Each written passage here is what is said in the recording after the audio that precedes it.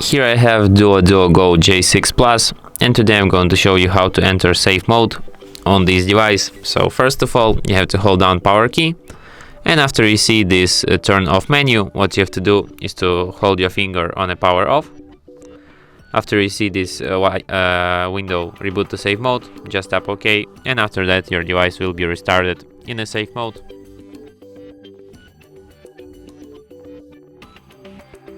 And as you can see, the sign says safe mode, which is the proof that we are in a safe mode right now.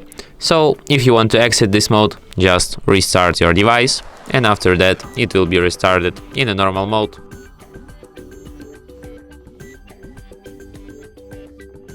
And that's it. Thanks for watching. If you find this tutorial useful, don't forget to hit that like button and subscribe to our channel.